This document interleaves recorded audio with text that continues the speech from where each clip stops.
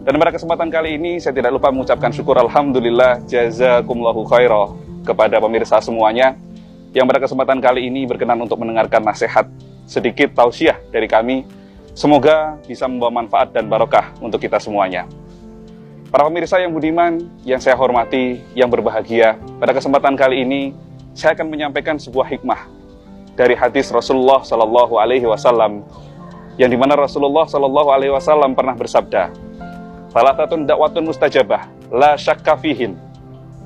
3 doa yang itu mustajab, tidak mungkin ditolak oleh Allah, dan pasti diterimanya oleh Allah doa tersebut. Yang pertama adalah dakwatul matlum, yang kedua adalah dakwatul musafir, dan yang ketiga adalah dakwatul waladi ala waladihi, doa orang tua untuk anaknya.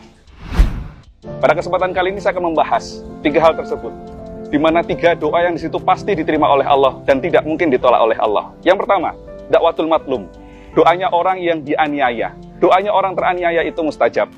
Sehingga Bapak Ibu, para pemirsa yang budiman semuanya, ketika saat ini mungkin Bapak Ibu merasa teraniaya, ketika diri kita saat ini merasa mungkin sedang terluka hatinya, sedang merasa dilukai oleh seseorang, jangan merasa gundah gulana, apalagi punya perasaan dendam yang begitu membara.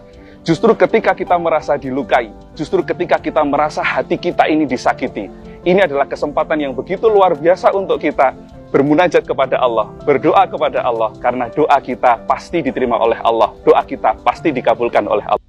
Sehingga ketika kita di situ doanya dijamin diterima oleh Allah, ketika kita dianiaya, maka gunakanlah kesempatan ini untuk berdoa hal-hal yang baik untuk diri kita.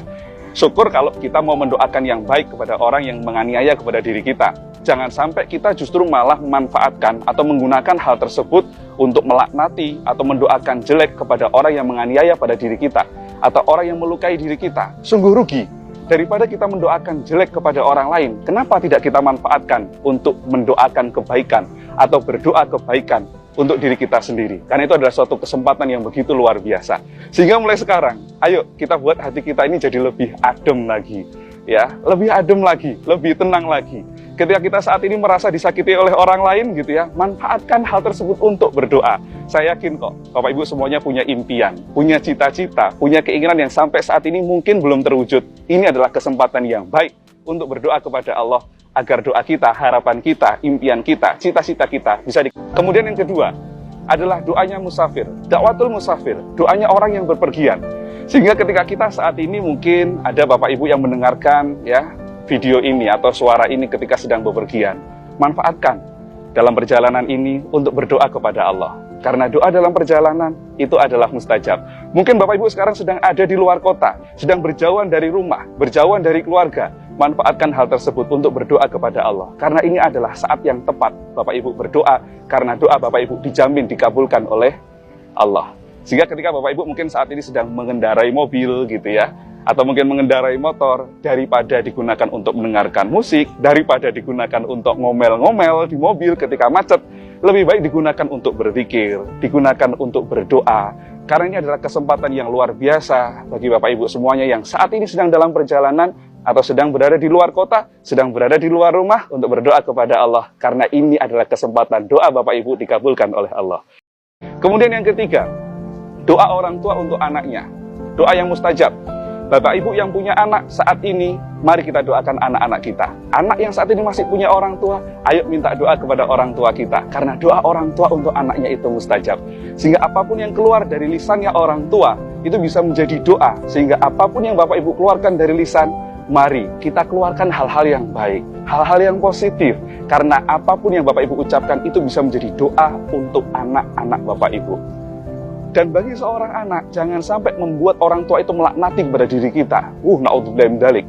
Akan sangat rugi kalau sampai orang tua kita sampai mengeluarkan kata-kata yang laknat, kata-kata yang itu menjatuhkan diri kita, karena mungkin saking perbuatan nakal kita gitu ya, saking di situ kita membuat jengkelnya orang tua, sehingga orang tua tidak sabar lagi, sehingga mengeluarkan kata-kata yang tidak seharusnya dikeluarkan oleh orang tua.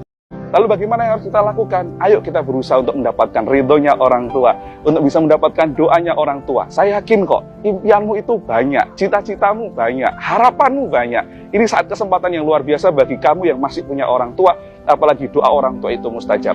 Saya ingat pesan guru saya, bahwa doa orang tua itu sebagaimana halnya seperti jimat. Jimat yang mustajab. ketika kita di situ masih punya orang tua, kesempatan yang luar biasa bagi kita untuk mendapatkan doa dari orang tua. Jadi kesimpulannya, 3 hal ini mari kita manfaatkan doa yang mustajab, doa yang tidak mungkin ditolak oleh Allah. Yang pertama, doanya orang yang teraniaya. Kemudian yang kedua adalah doanya orang yang musafir, melakukan perjalanan jauh. Kemudian yang ketiga adalah doa orang tua untuk anaknya. Mudah-mudahan sedikit pembahasan ini membawa manfaat dan barokah bagi kita semuanya. Ada kurang lebihnya mohon maaf yang sebesar-besarnya. Akhirul kalam. Wassalamualaikum warahmatullahi wabarakatuh.